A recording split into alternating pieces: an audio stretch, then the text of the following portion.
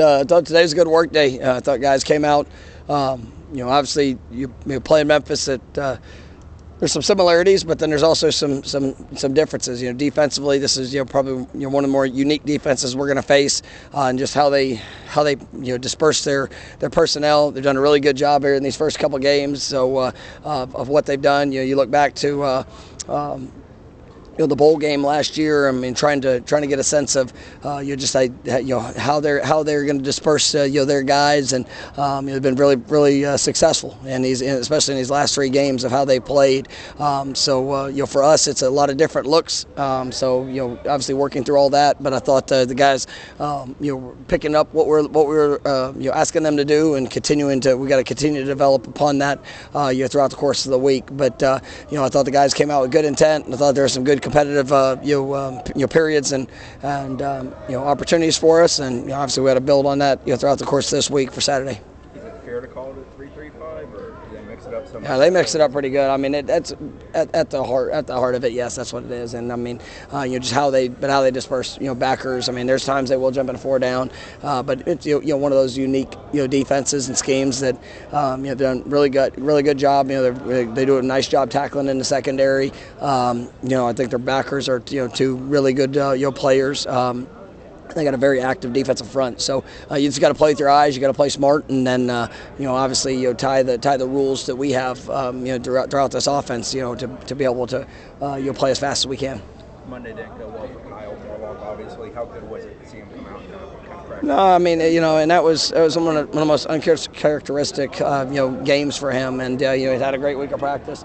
Just in the moment, it was unfortunate, for him, because I know how hard he works. I know the ability that he has, but to see him come back out today, and I mean, he made a couple of great catches. Probably one of the better catches we've seen this year, and you felt the excitement from the team, because I mean, he's a great leader. He's a great person. He's a guy that's going to help us win a lot of games. It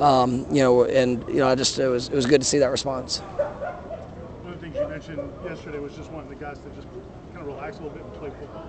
Are you seeing signs? I did. I mean, obviously on a Tuesday practice, there's a lot of things that we're putting on them, of just making sure that their eyes are right, that they're in it. But you still get to have fun going to prepare, and that's I don't always want it to be enjoyable, but I want you to have fun. And sometimes when that you're putting everything you have into getting better, into perfecting your craft, into trying to be the best player that you can be.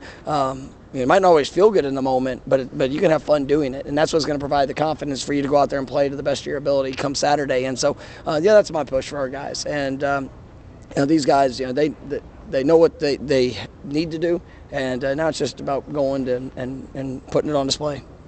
Coach, you mentioned Mekhi Dancy yesterday as a guy that could step up for Jalen Lucas. He had a great catch today. How good was it to see him execute, and also some of the other young running backs today? Yeah, I think, anytime a guy goes down, it is opportunity. A door opens, and, Mekhi has, really been coming along, throughout these last few weeks.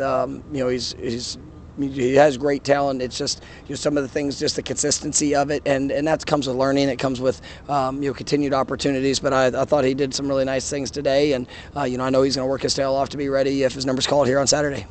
Coach Fuller talked yesterday about 3rd downs and maybe not having much success on 1st and 2nd down to set up those advantageous 3rd downs. What do you think that could do? Getting more of those for the pass rush for guys like Patmore. Well, and we talked to them specifically about we got to earn the right to go rush the passer.